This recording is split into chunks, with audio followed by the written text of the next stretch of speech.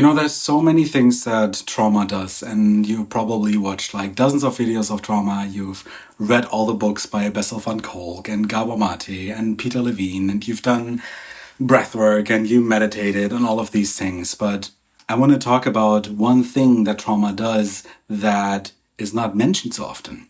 Because trauma is creating a tunnel vision. You can imagine, you can try this for yourself as you're watching this video. Do this. You remember this when we did this in childhood? Just like pirates. If you do this, if you're looking through that looking glass, then you might soon see that trauma creates this tunnel vision. You're only seeing one part of the reality, and all the other parts are excluded. So, trauma usually creates a focus on what is flawed, what needs to be fixed, what is bad, what feels bad within us, bad stuff that other people do, and it cuts us off from our potential, our expansion, and of our inherent beauty, both on the inside and on the outside. It cuts us off from our agency, of our sense of I can move beyond my trauma, beyond my triggers.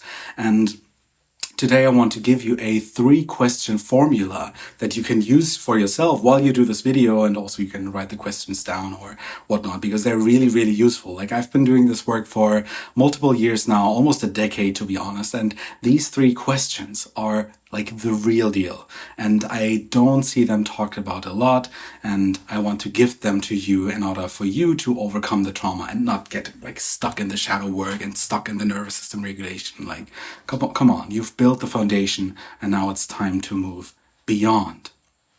The first question is, these are really simple questions. These are not journaling questions. So the first question is one of these, like, what instead? So trauma creates a focus on what is not here. For example, you say things like, oh, I want to feel less pain, and I want to just feel less bad, and I want my depression to be gone. Okay, the powerful question that I want to give you right now, it's very simple, is what would be there instead? I want to feel less pain. Okay, less pain, good. But what would be there instead of the pain? Because, if you are talking about the pain decreasing, then something else is increasing. If you take the pain away, then something else must be there, right? And I believe through my research into neurobiology and solution-focused therapy and the various trauma healing modalities that focusing on what you want to be there instead of what leaves can be really, really powerful. And it's also closer to reality, It's almost like saying, I have a little bottle here. This is not a bottle. I'm like, oh no, that was wrong. I'm saying something like, this is not a tree. If I say this is not a tree, that gives you no information about what this actually is. And the same is true when you say something like, I want my trauma to be gone. Okay, if you say something like this gives you and your brain and your nervous system no information about what you are actually growing towards. So you establish an openness to that question. That is really powerful. Like, catch yourself when you make these negating statements, when you want something to be gone and you don't like something. It's like, yeah, what would you want instead? What would be there instead? If the pain was gone, if I don't want to feel pain in the future. Okay, what do you want to be instead of the pain? Do you know what I'm getting here? So this is really powerful. This, when I'm working with my clients and also in the Emotional Release Academy, this is one of the key questions that breaks through these barriers of resistance. And oh man, I want to get rid of this, and this is bad, and this is bad, this is bad. It's like, okay, I hear you, like you're suffering, like no objections, but let's be real here. What do you want? What would be there instead of your pain if the pain was gone? And this brings us to the second question, which is again really powerful and underused questions. It's, how can you tell? For example, if I say something like, oof, I feel so anxious. How can you tell you feel anxious? It's like, I feel like tension in my body. How can you tell you feel tension in your body? My neck is tight. Okay, how can you tell your neck is tight? Yeah, I feel this feeling right here. This is it.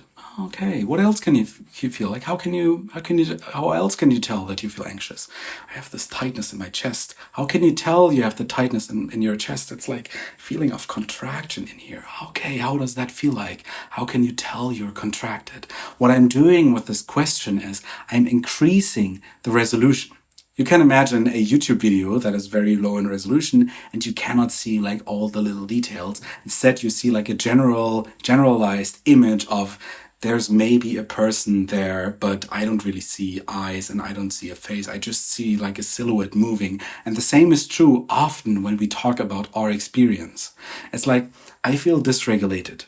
This is a very, very broad umbrella statement that contains so much more information. How can you tell you feel dysregulated? I feel anger. Okay, so you feel anger. How can you tell you feel anger?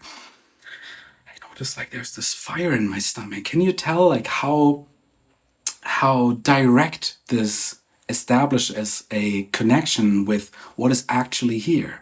Especially in trauma healing and especially like in new age spiritual circles, I feel like I have a hard time really figuring out what the sacred masculine essence or the divine feminine or like the sacred whatnot is really about, because I'm interested in like, how can you tell you are embodying your higher self?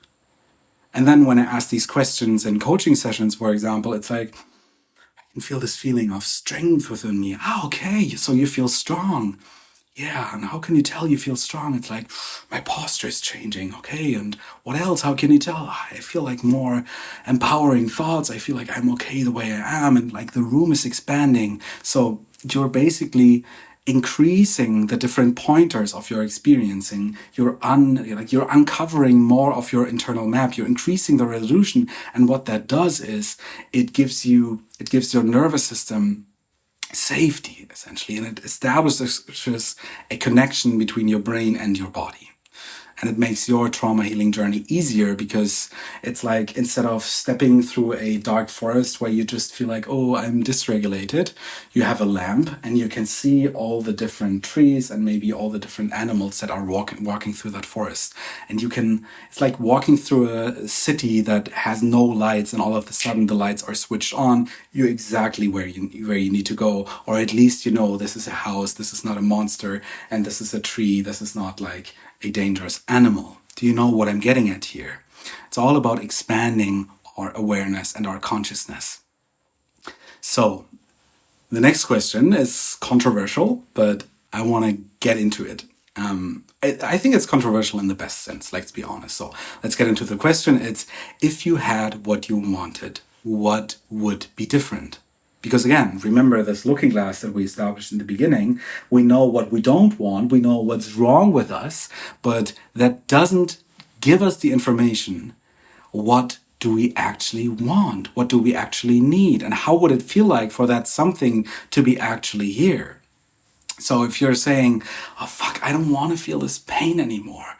I don't want to be poor. It's like, okay, what would you want instead?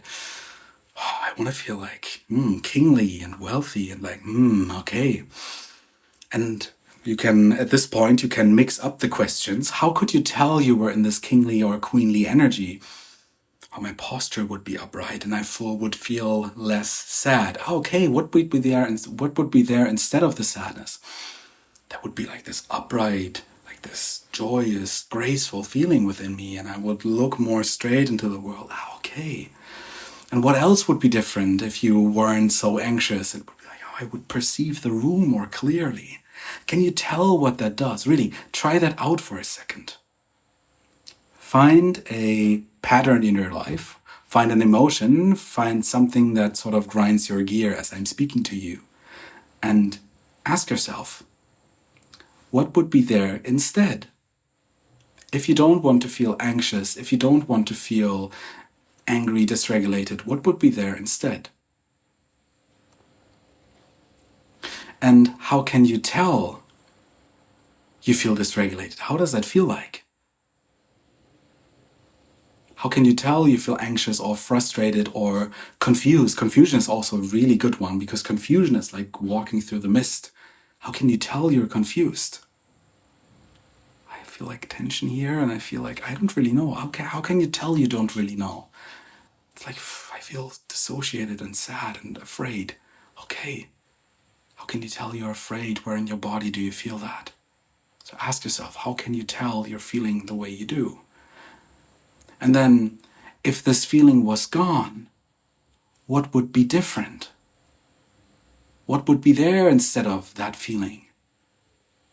How could you tell in your body that this change was happening? Really, let these questions simmer in and see what they do to your body. Because this is the powerful thing. These questions regulate our nervous system, because one pointer of a dysregulated nervous system and of trauma is that we are in the state of impending doom. Something can always go wrong and this room is not safe. Okay, what would be there instead of that if you had what you wanted? I would feel relaxed and there would be nothing I need to worry about. Okay, there's nothing you need to worry about, and what would be there instead? What would you think instead? I would think like, life is pretty good.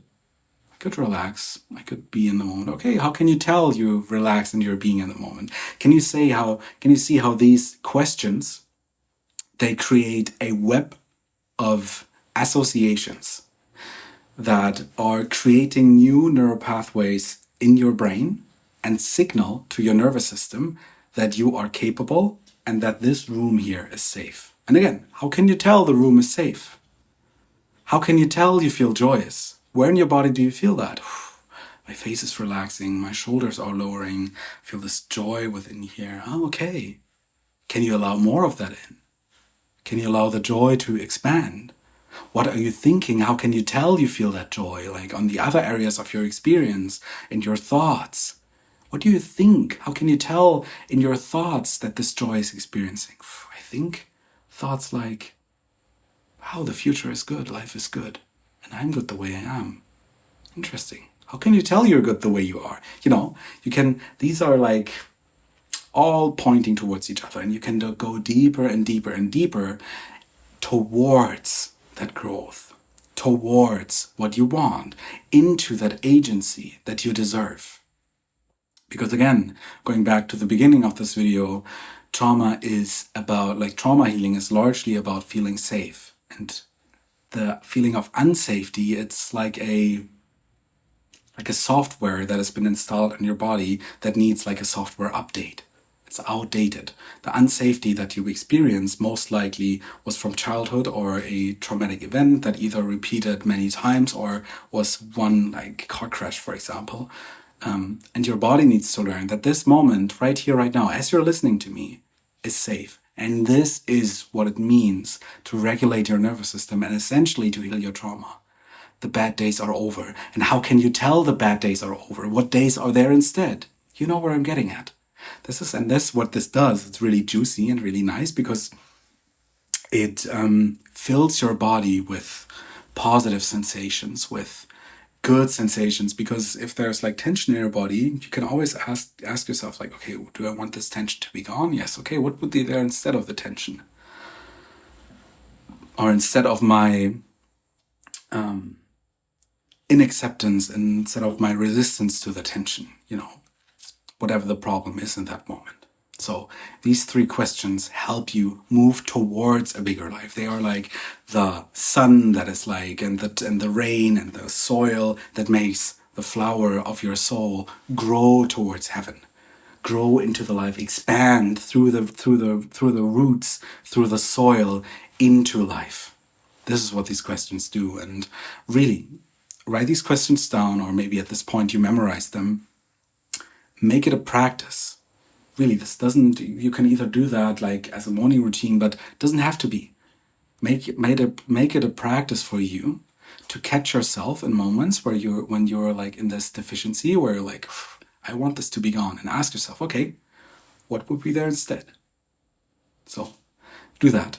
I hope it's helpful. If it is, then leave a comment and I'll see you there. And I'll see you in the next video. Bye bye.